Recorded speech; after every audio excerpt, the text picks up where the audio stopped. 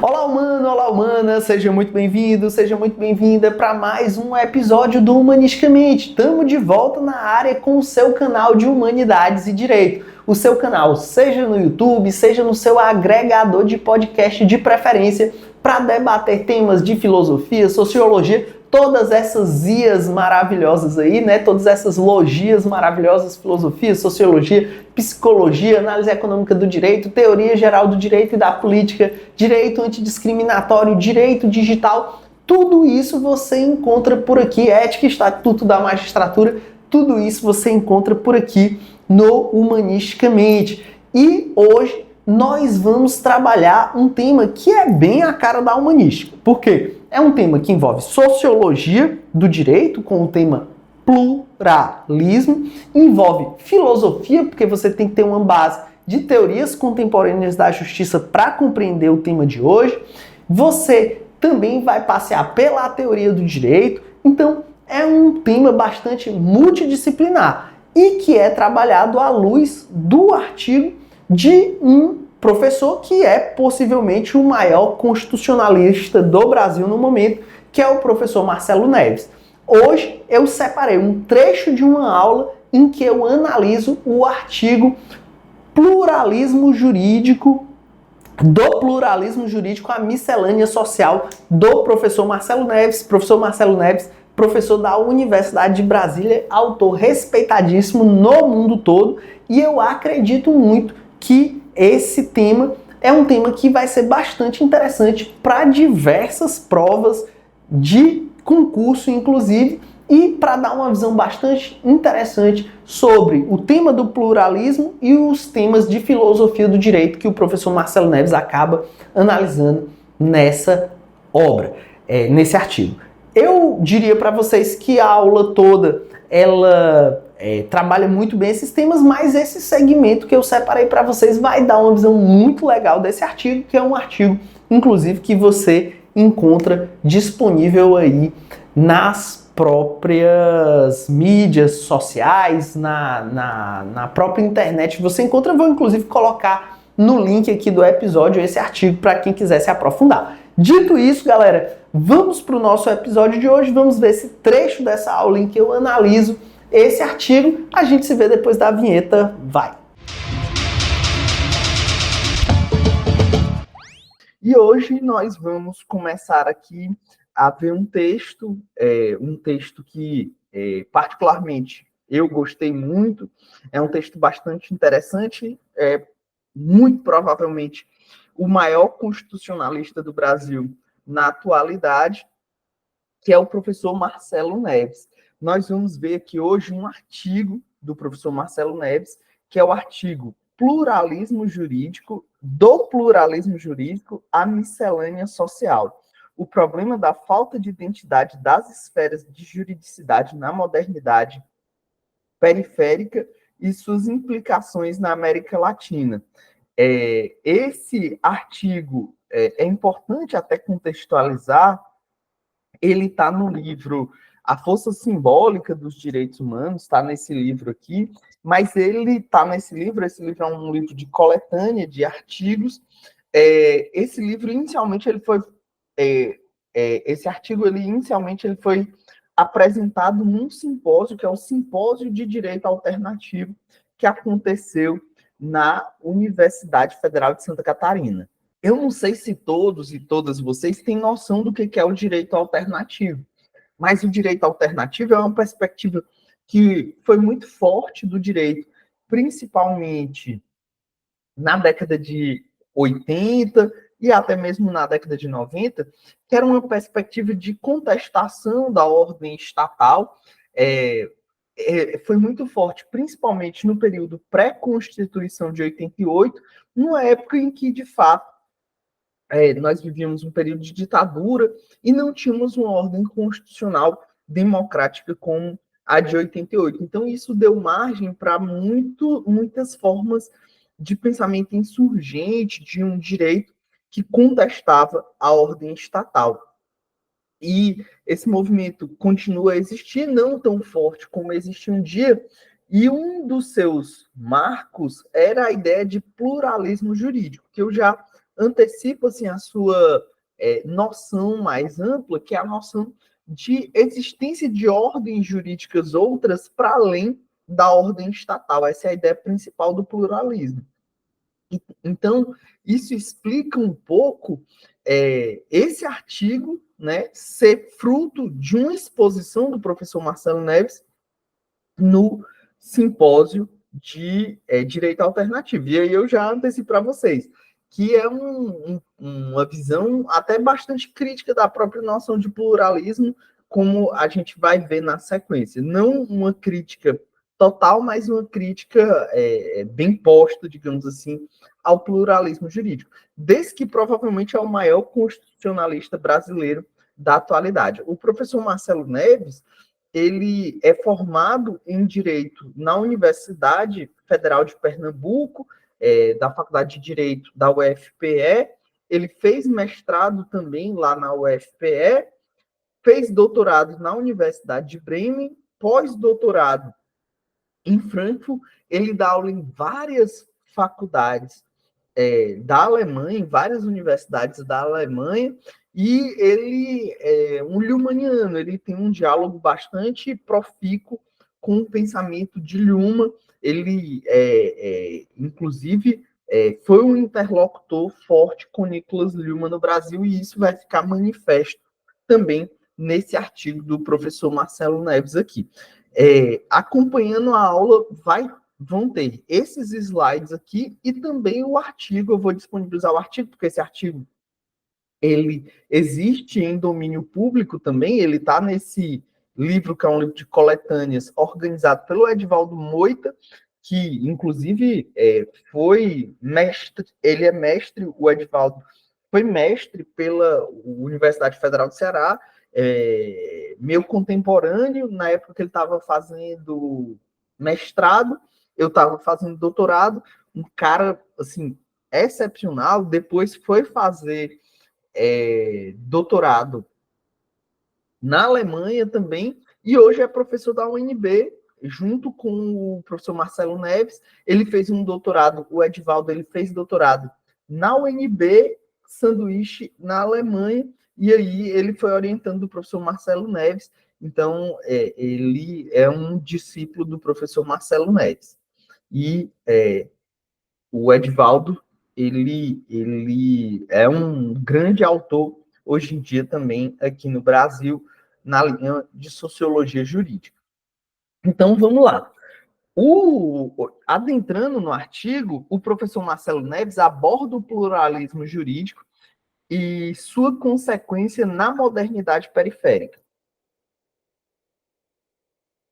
E aí a gente tem que ir se habituando com esses termos. O que é modernidade periférica? É aqui a periferia do capitalismo, né? Onde nós vivemos. Nós vivemos aqui na periferia do capitalismo, nós vivemos aqui nesses países em desenvolvimento, onde o capitalismo ele vai ter umas características diferentes do capitalismo central. E aí, o professor Marcelo Neves, ele vai analisar a ideia de pluralismo jurídico. Eu já antecipei um pouco disso para vocês. O pluralismo jurídico é a ideia de que existem outras ordens estatais, outras ordens jurídicas que não apenas a ordem estatal. O pluralismo jurídico, normalmente, ele é contraposto ao que nós chamamos de monismo jurídico. O monismo jurídico é a noção de que o direito deriva do Estado. Então, nós temos, de um lado, o monismo considera que só o Estado pode produzir o direito, e aí os positivistas jurídicos foram os grandes defensores do monismo. Um grande monista que a gente vai ter aí é justamente Hans Kelsen, e aí nós vamos ter as chamadas correntes pluralistas, que são as correntes que defendem a existência de outras ordens jurídicas para além da ordem jurídica estatal. A ideia de pluralismo, ela não surge no Brasil, ela surge na modernidade central e não na modernidade periférica. Ela vai ter uma corrente forte, principalmente na Itália, com a chamada corrente do pluralismo institucionalista, que vai ter como um grande nome o autor conhecido como Santi Romano. Santi Romano vai defender justamente essa ideia de um pluralismo jurídico. Então, a ideia de pluralismo desafia a compreensão de onipotência do Estado e passa a defender a existência de diversas ordens jurídicas que coexistem, muitas vezes em conflito dentro de um mesmo território. A evolução desse pluralismo reflete desde a oposição ao poder estatal até perspectivas pós-modernas que defendem a autonomia dos contextos locais, como a gente vai ver. Então, essa é a ideia básica de pluralismo jurídico. É a ideia de que existem outras ordens jurídicas para além da ordem estatal. E aí a gente vai ver qual vai ser a análise do professor Marcelo Neves a respeito disso. No Brasil, nós temos um grande autor defensor do pluralismo jurídico, que é o professor Antônio Carlos Volkmer, que é justamente da Universidade de Santa Catarina, o que explica um pouco aí o contexto do seminário de Direito Alternativo acontecer na UFSC, né, e o tema do pluralismo está relacionado a isso. Então, por que o pluralismo está relacionado com o direito alternativo? Justamente porque o direito alternativo defende uma outra forma de aplicar o direito, uma forma de aplicar o direito que tenha um compromisso social e busque levar em conta essas outras ordens jurídicas que não só a ordem jurídica estatal. E aí o professor Marcelo Neves parte desse conceito de pluralismo como a existência de outras ordens jurídicas que não só a ordem jurídica estatal. O professor não entendia ainda que outras ordens jurídicas seriam essas. Imagine o seguinte, as comunidades religiosas têm várias regras que disciplinam a sua forma de vida. Os grupos criminosos, as facções criminosas, têm regras também que disciplinam lá os seus códigos de conduta, né? Como é punido um cagueta, coisa do tipo. As comunidades urbanas também vão ter suas regras de convivência social, né? Então, numa comunidade urbana, por exemplo, onde as ruas não têm demarcação correta, ou pelo menos não tem uma demarcação tal como o padrão dos locais fora de comunidades, né? Ruas com nomes absolutamente bem definidos, marcação de numeração. Então, existem algumas regras sociais, por exemplo, quando os correios lá chegam, deixam numa associação comunitária e alguém da associação comunitária que vai distribuir essas comunicações. Então, existem várias regras sociais, regras que disciplinam comportamentos humanos, e por isso são também regras jurídicas que não são as regras propriamente do Estado. Então, existem essas outras regras. Dentro do pluralismo, vai ter a discussão de como essas outras regras, como esses outros direitos podem conviver com o direito estatal. Então, o professor Marcelo Neves vai dizer que nas sociedades eurocêntricas e anglo-americanas, o pluralismo jurídico enfrentou dificuldades a ser transportado, né, dessas comunidades eurocêntricas e anglo-americanas, essa noção de pluralismo tem dificuldades ao ser transportado para o contexto latino-americano. Ele argumenta que na América Latina, as diversas esferas jurídicas não necessariamente criam alternativas ao direito estatal, mas geram mecanismos difusos e instáveis. Nessa região, as unidades sociais possuem códigos jurídicos diferentes, porém insuficientes para estabelecer sistemas realmente opostos ao sistema estatal. O resultado é uma regulação restritiva que não permite o desenvolvimento pleno de sistemas jurídicos autônomos. O que ele quer dizer com isso? O que ele está querendo dizer com isso é o seguinte, que aqui na modernidade periférica, aqui na periferia do capitalismo, e ele reforça muito isso já no começo do artigo, o Estado é muito forte, o Estado foi construído de uma forma muito forte. E aqui a gente percebe ele usando a terminologia Lehmanniana, tá? Que as unidades sociais possuem códigos jurídicos diferentes, mas insuficientes para desafiar o sistema estatal posto. É a lógica Lehmanniana dos sistemas sociais. Segundo Luhmann, os sistemas sociais eles vão eles vão funcionar em códigos binários próprios. E nas sociedades do capitalismo desenvolvido, esses sistemas sociais são bem definidos e têm códigos binários próprios bem definidos também. Código do direito, por exemplo, é lícito e ilícito, né? O código da economia é lucro versus prejuízo, o código da política é poder, não poder. Enfim, na lógica Lehmanniana, que é uma lógica bem complexa, eu vou já falar como a gente vai entender isso melhor para a gente compreender esse texto. Nessa lógica Lehmanniana, a sociedade é mais desenvolvida quanto mais sistemas sociais ela estiver bem diferenciados, com seus códigos próprios. O que o professor Marcelo Neves bate é que na periferia do capitalismo, esses sistemas não estão diferenciados dessa forma. Inclusive, na tese de doutorado do professor Marcelo Neves, que foi um livro publicado depois de muito tempo que a tese foi de fato defendida na Alemanha, ele vai defender que essa diferenciação funcional que Luhmann defende, justamente na periferia do capitalismo, ocorreu de forma diferente.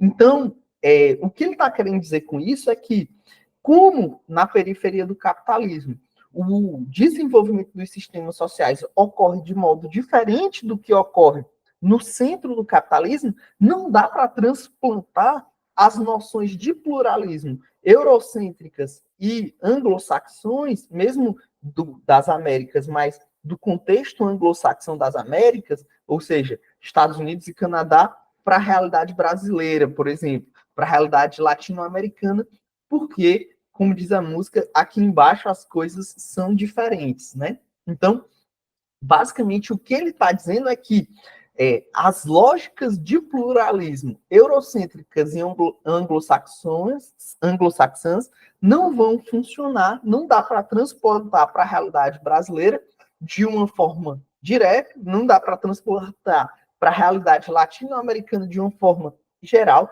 porque aqui a diferenciação funcional ocorre de modo diverso. E aí ele vai explicar os 4 tipos de pluralismo que normalmente são catalogados. E aí eu já explico para vocês. Isso, para mim, aqui é uma aposta forte para a prova de vocês. É uma excelente pergunta de prova. Quais são os tipos de pluralismo jurídico que são trabalhados pelo professor Marcelo Neves? E ele fala em 4 tipos de pluralismo. O primeiro é o pluralismo institucional, que é justamente aquele defendido por Santi Romano. O pluralismo institucional surge em oposição ao monismo formalista germânico. Lembrando, o monismo é aquela corrente que vê o Estado como único produtor do direito, típica da Alemanha, e que a gente vai ter aí, por exemplo, Hans Kelsen como um grande defensor desse monismo jurídico. Enquanto o monismo sustenta a ideia de uma unidade do sistema jurídico a partir de uma norma fundamental, típica ideia kelseniana, o pluralismo institucional nega a hierarquia entre ordem jurídica estatal e outras ordens não estatais. Argumenta que existem múltiplas esferas jurídicas coordenadas, com temáticas e destinatários distintos, coexistindo no mesmo espaço. Este pluralismo propõe uma relação de complementariedade entre os sistemas jurídicos, criticando a pretensão de superioridade do Estado e destacando a importância das relações intersubjetivas na formação do direito. Ou seja, é o pluralismo institucional, é a ideia de que existem outras ordens jurídicas, outros produtores do direito, e que isso pode conviver com a lógica estatal. Esse é o pluralismo institucional do Santi Romano, certo? Então, por exemplo, para o Santi Romano é normal a convivência entre o direito estatal, o direito posto nas leis, e, por exemplo, as normas criadas dentro da lógica do mercado. Por exemplo, uma associação de comerciários, né? Normalmente todos os grandes centros urbanos têm associações de comerciários que estabelecem regras de boa convivência lá entre eles, regras até que vão regular a concorrência entre eles, os comportamentos que eles consideram aceitáveis, comportamentos que eles não aceitam. Isso não é um direito posto pelo Estado, mas que convive com o direito estatal. Isso é o pluralismo institucional. A outra linha é um pluralismo antropológico. O que é o pluralismo antropológico? Esse aqui já é bem uma linha mais, assim, que a gente poderia chamar de alternativa do direito, de aplicação alternativa do direito. O pluralismo antropológico, ele é desenvolvido no contexto das relações coloniais e é menos discutido entre os juristas. Ele se contrapõe ao imperialismo metropolitano, afirmando a existência de ordens jurídicas tradicionais e primitivas das sociedades nativas, em contraste com o ordenamento jurídico colonial ou pós-colonial. Este pluralismo enfatiza a necessidade de analisar relações de conflito e complementação entre diversos sistemas, criticando o modelo etnocêntrico do colonizador. No contexto latino-americano, esse pluralismo desafia a imposição do direito colonial, apontando para a valorização das tradições jurídicas locais e a resistência de dominação estatal. Esse pluralismo é aquele que vai ver, por exemplo, as ordens jurídicas das comunidades indígenas como uma ordem jurídica igualmente válida. E aqui isso vai gerar vários atritos, vários conflitos com o direito posto, né, pelo Estado. Por exemplo, em várias comunidades indígenas, existem práticas, por exemplo, inclusive em comunidades em comunidades indígenas isoladas, comunidades indígenas que não têm contato com os não indígenas, existem práticas antropológicas, por exemplo, como considerar que se a mãe vai para a floresta ter o filho, e isso é uma prática muito comum entre eles, a mãe vai sozinha para a floresta ter o filho. Se ali nasce uma criança com deficiência, você imagina uma criança com deficiência, uma criança que não consegue andar numa comunidade indígena, isolada, e que precisa se locomover em meio de floresta densa.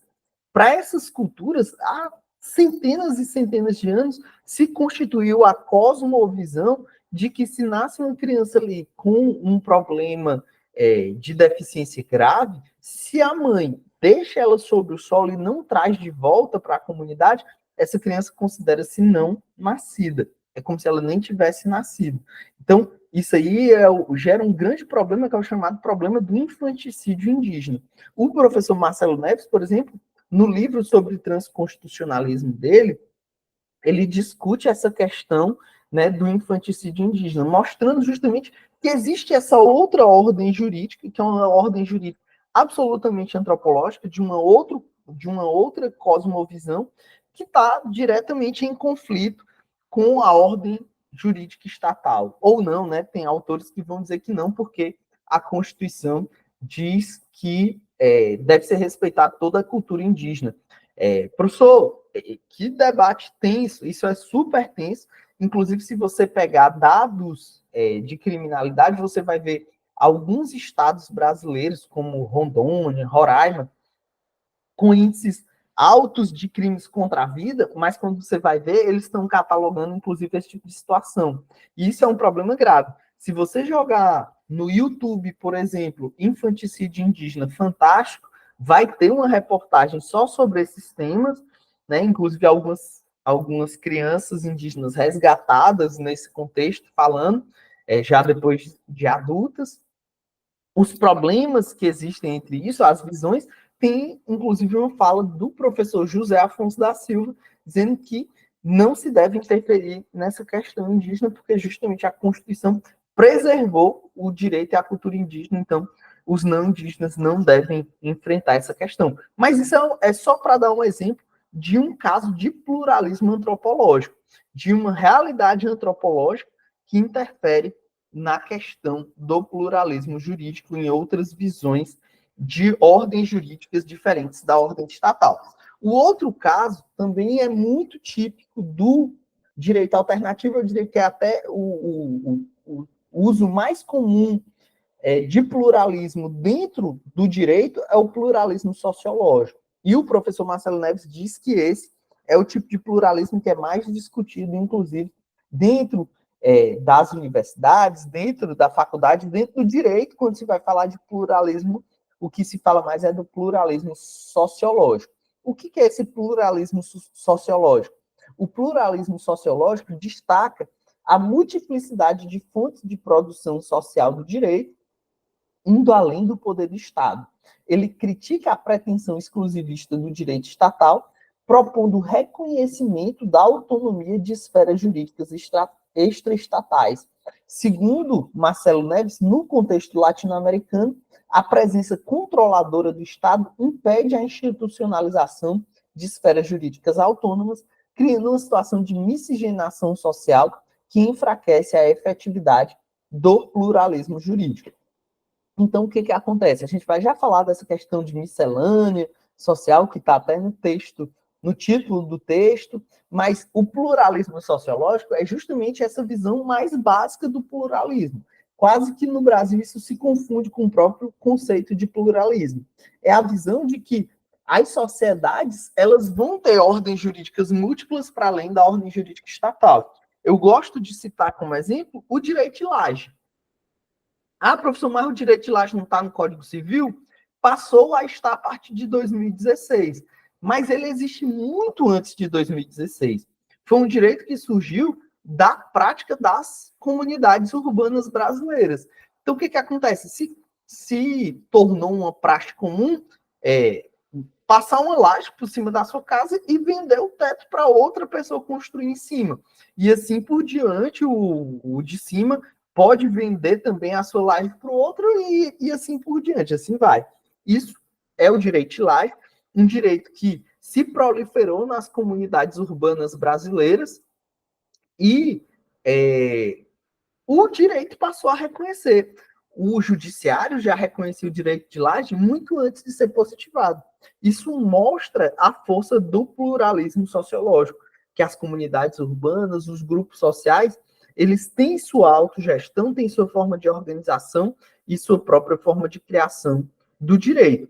Isso garante um pluralismo jurídico forte, a gente vai ver já já. Segundo o professor Marcelo Neves, não é forte justamente porque a presença controladora do Estado impede a institucionalização dessas esferas jurídicas autônomas. E nós temos a quarta versão do pluralismo, que é o pluralismo pós-moderno, que é uma visão muito particular do pluralismo, desenvolvida sob uma perspectiva luhmanniana, mas por um outro luhmanniano, por um outro discípulo de Luhmann, que é um autor alemão chamado Günther Teubner. Günther Teubner. Teubner, ele vai defender isso que se chama de pluralismo pós-moderno. O que é o pluralismo pós-moderno? O pluralismo pós-moderno rejeita a possibilidade de universalização do discurso jurídico na pós-modernidade, ou seja, não dá para defender um único centro de produção do direito na pós-modernidade. A universalização de um direito institucional é muito difícil. Ele vai dizer que na pós-modernidade, que é esse período da história que a gente vive, há uma complexidade social tão grande, existem tantos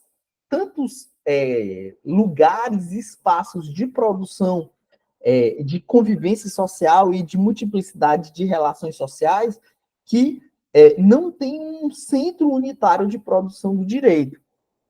E aí, ele diz que isso vai gerando uma cultura jurídica da incerteza, porque são tantos centros de produção do direito.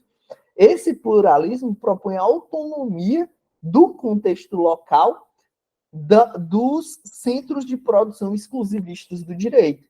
Na América Latina, essa perspectiva revela a tensão entre o universalismo do direito moderno e os particularismos periféricos. Ou seja, na modernidade, na época do iluminismo, se achava que o direito ia ser levado a todas as pessoas. E a pós-modernidade mostra que as realidades locais, às vezes, se impõem, né? Se impõem a uma lógica de universalização do direito. E aí ele vai defender esses diversos centros de produção. O Teubner, ele vai defender essa noção de pluralismo pós-moderno dentro da complexidade das relações sociais atuais, em que nós temos o direito do Estado, mas nós temos, por exemplo, o direito que emana da ONU, que é um outro nível de produção do direito. Nós vamos ter o direito do, do direito do direito empresarial mesmo, das relações financeiras internacionais, por exemplo, o direito que emana das regras de mercado, os direitos que vêm, por exemplo, de uma Organização Mundial do Comércio, que vai impor determinados padrões de comportamento empresarial, de ordens privadas, por exemplo. Quando o Brasil foi receber a Copa do Mundo em 2014, a gente teve que mudar o direito do Estado por imposição de uma ordem privada, que era a FIFA, né? A FIFA veio e desceu uma série de regras que eram obrigatórias, que a gente tinha que seguir se a gente quisesse realizar esse evento aqui. E aí, o Brasil se curvou, o direito estatal se curvou ao direito de uma ordem privada, de uma instituição privada. A FIFA é uma instituição privada, não é uma instituição pública. Né? Da mesma forma, o COI, né, o Comitê Olímpico Internacional, impôs uma série de regras para a gente receber as Olimpíadas e uma ordem privada, internacional, impondo regras que a gente tem que seguir. Então, existem vários centros de produção do direito nesse mundo complexo que a gente vive hoje. Com base nessa ideia, o Teubner criou um conceito chamado de constituição societal ou constituição fragmentária. Que esse tema da constituição societal ou constituição fragmentária, ele não é trabalhado pelo professor Marcelo Neves nesse artigo. É importante fazer esse disclaimer. O Teubner, ele não trabalha, o professor Marcelo Neves, ele não trabalha o conceito de constitucionalismo societal, que o Teubner também chama de fragmentos da Constituição. Mas é um tema que eu estudei, já li esse livro do Teubner, e eu acho importante falar disso, porque eu acho que explica um pouco desse constitucionalismo, desse pluralismo pós-moderno. Sem esse exemplo, fica mais difícil de entender o que é esse tal desse pluralismo pós-moderno que o professor Marcelo Neves fala algumas vezes. Né? O Gunther Teubner fala em constitucionalismo societal ou fragmentos de Constituição ou Constituição societal. Tudo isso seria uma expressão, uma manifestação desse pluralismo jurídico pós-moderno do Teubner. O que ele vai falar sobre isso? Ele diz que isso está no contexto da globalização e sua característica de fragmentação dos regimes políticos tradicionais pelo planeta, fazendo cada dia mais surgir uma noção de governança global, ou seja, o mundo hoje em dia, ele não é administrado apenas a partir da figura do Estado e dos seus governos locais, mas é uma governança, ou seja, existem múltiplos campos de gestão da vida. Né? Então, um Estado, hoje em dia, ele não consegue, por exemplo, impor regras que não sejam acordes, que não estejam em consonância com o que o planeta entende como um mecanismo de governança. Quem faz isso vira um pária. Né? A gente pega aí o caso da Venezuela, a gente pega aí o caso da Coreia do Norte, que são países que viram párias quando não respeitam essa governança global. A própria Rússia, que é um país poderosíssimo, quando quebrou regras de boa convivência internacional, atacando a Ucrânia, por exemplo, virou um pária, né? Foi banido de vários círculos de convivência planetária. Né? Então, fica ali fora do espaço de convivência e de troca de relações sociais mundo afora. Então, isso é o que se chama de governança global, essa ideia de que existem regras que não são apenas estadocentradas, digamos assim, que não são focadas apenas no Estado, mas que envolvem múltiplos níveis de organização. As ordens privadas, o direito das ordens privadas, como eu falei, da FIFA, do COI, né, dos organismos internacionais, Organização Mundial do Comércio, Organização Internacional do Trabalho, a própria ONU, são múltiplos níveis de gestão e governança planetária. O Pablo Holmes, que é um Lumaniano brasileiro também, né, explicando o Teubner, ele vai dizer, nesse contexto de transformação do papel do Estado, o Estado tem que conviver com esses outros planos de produção normativa, fala-se cada vez mais em governança no lugar de governo, definindo-se governança global como a soma de muitos mecanismos por meio dos quais os indivíduos e instituições públicas e privadas administram seus assuntos comuns.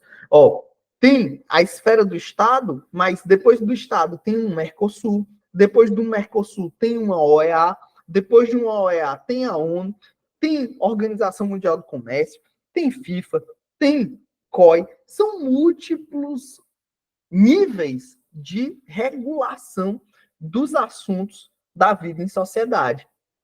A governança global envolveria, sim, além dos estados, organizações não governamentais, movimentos sociais, corporações transnacionais e outros atores dos mercados interagindo em uma esfera cada vez mais permeada por meios de comunicação de massa mundiais, as redes sociais. As redes sociais têm um bocado de regras que são próprias das redes sociais e que elas vão impondo o mundo afora. Cara, isso é muito louco, velho. As redes sociais, elas impõem regras de comportamento humano hoje em dia. E isso vai permeando as relações sociais. Isso vai coordenando as ações desses atores ao nível global, o que faz com que cada vez mais os estados tenham uma importância mitigada dentro desse contexto de produção normativa. Então, é um pluralismo pós-moderno, porque o Estado vai tendo o seu papel de imposição de normas revisto dentro de um contexto de múltiplas formas de criação do direito surgindo o tempo todo. A governança global está, então, relacionada com a precarização das autoridades políticas nacionais e sua capacidade de produzir normas vinculantes em detrimento de forças políticas globais, gerando cada dia mais uma força vinculante das regulamentações supranacionais e transnacionais. É importante observar que essas normatizações transversais, essas que vêm dessas ordens jurídicas múltiplas, não decorrem necessariamente do Estado ou da comunidade internacional dos Estados, sendo muitas vezes advindas ad hoc de uma pluralidade de autores, inclusive muitos deles privados ou semi-privados, como a ONU, como a FIFA, como o COI, como eu falei, né? Então, muitos deles nem vêm do Estado ou mesmo de organismos internacionais que agrupam Estados, como, por exemplo, os organismos internacionais, como a ONU, a OEA, etc. Às vezes vem de atores privados, por exemplo, as grandes redes sociais, por exemplo, FIFA, por exemplo, COI e assim por diante.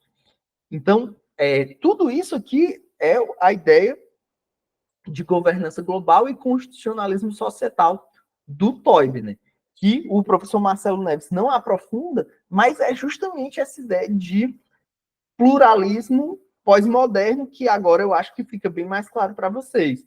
E assim o Teubner relaciona esse esmaecimento, esse enfraquecimento do poder local com a crise das constituições nacionais, o que ele vai chamar justamente de constitucionalismo societal. Aqui palavras do próprio Teubner, né? Agora o próprio Teubner. A globalização não criou, então, o problema do constitucionalismo social, mas ao destruir sua latência, o mudou drasticamente. À luz do muito mais fraco desenho da política transnacional em comparação com a nação-estado, os problemas constitucionais agudos de outros setores da sociedade global agora aparecem sob uma luz muito mais dura, em que base de legitimação fazer regimes transnacionais regularem áreas inteiras da atividade social até os detalhes da vida diária. Ponto de interrogação. Quais são os limites dos mercados de capitais globais em sua expansão para a economia real e outras áreas da sociedade? Que eu falei, o capitalismo global regendo a vida das pessoas sem normas claras, sem normas postas.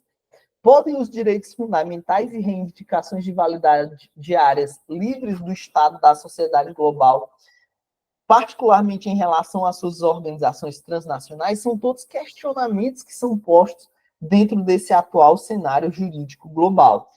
Com isso, na visão de Teubner, surge um novo fenômeno constitucional, marcado por um pluralismo jurídico, ou seja, uma multiplicidade de normas a regular a vida, oriunda das mais diferentes fontes, havendo ou não participação dos entes políticos estatais, muitas delas sendo oriundas da própria lógica privada, gerando um novo constitucionalismo, posto que os temas são matéria constitucional, mas que pode independer de constituições, sendo em sentido formal moderno o que se pode chamar de constitucionalismo sem Constituição.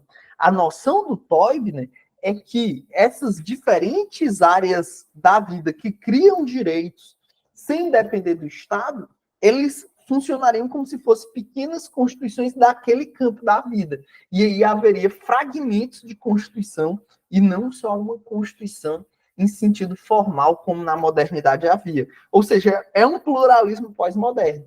Porque dentro da complexidade da sociedade contemporânea, muito aquecida pela troca de informações muito acelerada e por uma existência de uma multiplicidade de ordens de produção do direito, muitas delas, inclusive privadas ou semi-privadas, mas que estão alastradas pelo mundo todo, muitos campos de produção normativa passariam a existir independentemente do Estado. E isso iria mudando toda a realidade social. Então, esse é o pluralismo pós-moderno do Teubner, que dá para você fazer um diálogo muito profícuo com a ideia de constitucionalismo societal, de constitucionalismo moderno. Então, o Teubner vai dizer: de todo modo, uma descrição teórica da nova constelação de mecanismos de governança global teria fatalmente que levar em conta o desafio estrutural da forma constitucional. Não há mais aquele constitucionalismo que só a Constituição é o centro de tudo, a norma fundamental que tudo regula e que todas as demais normas de validade têm que voltar a ela, como dizia Bobbio, como dizia Kelsen. Hoje em dia existem múltiplos centros de produção do direito. Há uma forte semelhança disso com o transconstitucionalismo do professor Marcelo Neves, que vai defender o diálogo entre essas ordens jurídicas múltiplas. O Edivaldo, comentando esse constitucionalismo fragmentário do Teubner, ele vai dizer: perceber como essas novas formas de regulamentação vêm modificando os programas jurídicos e políticos tradicionais concentrados no Estado é a ordem do dia. A gente tem que acompanhar esse fenômeno e ver como essas ordens jurídicas múltiplas vão transformar o Estado, vão transformar a Constituição. Explicado esses 4 tipos de pluralismo e tendo dado uma ênfase forte a essa noção de pluralismo pós-moderno, que eu acho que com certeza seria o mais difícil de vocês entenderem. Se vocês não entenderam, mandem suas perguntas que eu vou responder sem problema nenhum. A gente pode passar, então, para voltar para o texto, né? Onde o professor Marcelo Neves vai falar, aí sim, do pluralismo para uma miscelânea social, do pluralismo para uma miscelânea social. O que ele quer dizer com essa expressão do pluralismo à miscelânea social, que é, inclusive, o título do próprio artigo.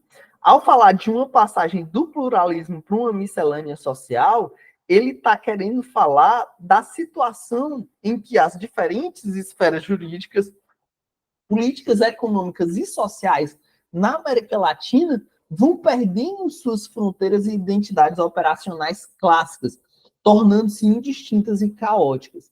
Enquanto o pluralismo jurídico nas sociedades ocidentais afluentes pressupõe a coexistência de sistemas, basta pensar que a relação é no centro do capitalismo, Estados Unidos, Canadá e Europa, nesses lugares, o diálogo entre o Estado e essas ordens jurídicas múltiplas, nesse sentido, trabalhado pelo Toibner, é muito mais fluida. Aqui na modernidade periférica, isso não é tão claro. A gente nota, por exemplo, quando, aqui o Bolsonaro foi eleito em 2018, criticando a ONU, né, dizendo que ia tirar o Brasil da ONU. O Brasil vai sair da ONU. É justamente a demonstração de que aqui na modernidade periférica não está tão nítido a importância dessa governança global. A sociedade ainda está atada à ideia de que o Estado é forte, de que existe uma soberania que é indiscutível, inquestionável, e eu não estou aqui com isso diminuindo a importância da soberania, só estou dizendo que a forma como a soberania lida com essa ordem jurídica global mudou. E a gente ainda está atado a essa ideia de um Estado forte, de um Estado soberano, que não dialoga com essa ordem jurídica múltipla. E eu nem estou entrando no mérito se é para dialogar ou se não é. O fato é que a forma como esse diálogo ocorre no centro do capitalismo é diferente da forma que isso ocorre na periferia do capitalismo. O que dá ensejo, por exemplo, para isso ser uma bandeira, né, desses pensamentos mais autoritários, né? Essa ideia de que se falava até qual era o termo que eles usavam? Globalismo, né? O globalismo, né? Criam essa bandeira aí do globalismo, de serem contra o globalismo. Quando o Bolsonaro entrou, a história é diferente, né? Não dá para sair da ONU. Você vira um páreo internacional se você sair da ONU. Então, em nenhum momento ele nem agiu para tirar o Brasil da ONU, porque não dava, apesar dele ter sido eleito com esse discurso. Então, o Marcelo Neves ele está destacando um problema específico da realidade latino-americana em relação ao pluralismo jurídico. Ele argumenta que nos países da América Latina, o Estado ainda exerce um papel tão dominante, a sociedade depende tanto do Estado, né? São tantos programas para as pessoas conseguirem ter o mínimo de subsistência. Então, o Estado tem um papel tão dominante, tão controlador, que impede o desenvolvimento e a consolidação de ordens jurídicas que poderiam funcionar de forma independente e autônoma em relação ao Estado. No pluralismo jurídico, espera-se a coexistência entre diferentes esferas de juridicidade. E aí isso envolve mesmo os aspectos antropológicos e sociais, né? A convivência, por exemplo, do direito estatal com direitos indígenas, normas comunitárias, como, por exemplo, as normas das comunidades urbanas e os sistemas de justiça alternativos, que operariam ao lado do direito estatal. No entanto, no contexto latino-americano, o Estado não apenas regula essas ordens, mas também se entrelaça de forma destrutiva com elas. Essa interferência do Estado nas outras esferas jurídicas gera uma espécie de miscigenação social, em que os diversos sistemas de normas, práticas e códigos se misturam com o que está ordenado. Essa miscigenação faz com que várias esferas de juridicidade percam sua identidade e autonomia, tornando o pluralismo jurídico instável e ineficaz, em vez de um pluralismo jurídico saudável, no qual múltiplas ordens coexistem e interagem. Basta pensar no próprio caso do direito de laje, que o ordenamento jurídico foi lá e já aglutinou, né? Mas isso também vai gerando uma miscelânea, né? A gente escuta de vez em quando com frequência, por exemplo, acordos entre o Estado e as facções criminosas. Quem nunca ouviu falar disso, né? Estava tendo uma rebelião, mas o governador negociou com o líder da facção criminosa e concedeu alguns privilégios dentro do sistema prisional para que não ocorresse rebelião. Quem nunca ouviu falar sobre isso? Isso é o que se chama de uma miscelânea social em que o pluralismo jurídico acaba não funcionando de forma correta, porque o Estado, ele é tão hidra, ele é tão um monstro de sete cabeças que se envolve em várias relações sociais que acaba havendo uma contaminação entre esses sistemas sociais, não permitindo um funcionamento com suas regras próprias, né? Então, seja as manifestações de direito mais saudáveis, né, como, por exemplo, regras de convivência sociais harmônicas que existam em comunidades, até o pluralismo deletério, como, por exemplo, o pluralismo das facções criminosas, que é absolutamente odiável, né, isso vai se contaminando com o Estado de uma forma muito perniciosa, né? E aí a gente vê hoje em dia, por exemplo, a gente escuta falar de facções criminosas financiando campanhas a vereador, facções criminosas financiando campanhas para prefeito, porque há uma confusão entre esses diferentes níveis de organização social e até mesmo o Estado na sua perspectiva mais institucional. Então, no contexto latino-americano, as esferas do direito, da política e da economia se sobrepõem e sim interferem mutuamente de forma destrutiva, impedindo a formação de ordens jurídicas autônomas. Essa falta de delimitação resulta em uma miscelânea social. Então, quando ele fala de pluralismo jurídico, a miscelânea social, ele está criticando essa confusão, essa mistura entre as regras do direito plural societário e as regras do Estado. Assim, a ideia de pluralismo que sugere diversidade e coordenação entre diferentes ordens se transforma numa miscelânea, num contexto aqui de bagunça mesmo, na qual várias esferas sociais se entrelaçam e se bloqueiam mutuamente, refletindo a complexidade e a desestruturação da modernidade periférica. Nos países ocidentais afluentes, o pluralismo é sustentado pela identidade consistente do direito positivo estatal, a qual se opõe a estruturas sociais difusas, que mantêm certa autonomia em relação ao direito oficial. Aqui na América Latina, o que vai se observar é um bloqueio destrutivo entre o direito estatal e os direitos sociais difusos, impedindo a formação de fronteiras operacionais claras entre essas esferas. Dessa forma, o pluralismo na região não se manifesta como a existência de ordens jurídicas autônomas, mas como uma confusão, uma bagunça de códigos interpenetrantes. Então, a ideia de pluralismo, a miscelânea social é a ideia de que, na modernidade periférica, o Estado ele tem uma presença muito forte e acaba havendo uma confusão entre o papel do Estado e o papel de ordens jurídicas múltiplas, um bloqueio mútuo que impede tanto a autonomia do Estado quanto a autonomia dos grupos sociais. Vou dar um outro exemplo, né? As comunidades religiosas. Né? As comunidades religiosas têm seus próprios códigos válidos, códigos absolutamente respeitáveis, mas no Brasil ocorre uma confusão total entre isso e o Estado. E aí está havendo uma captura do Estado por esses códigos religiosos. Né? Então, a influência de bancadas religiosas dentro não só do legislativo, mas do executivo é manifesta. E, às vezes, o Estado passa a funcionar não com o código estatal próprio, mas com o código religioso. E aí, quando o Estado vira uma grande religião, é problema anunciado. Né? A gente vai ter problema anunciado, porque quando o Estado se mistura com religião, o problema é questão de tempo. E nós ainda vamos viver o momento mais grave dessa crise. Ele ainda não chegou, vocês vão ver que chegará. Então, é um exemplo de contaminação do Estado, porque as comunidades religiosas elas são absolutamente respeitáveis e têm que viver com seus códigos, e o Estado não deve interferir nisso.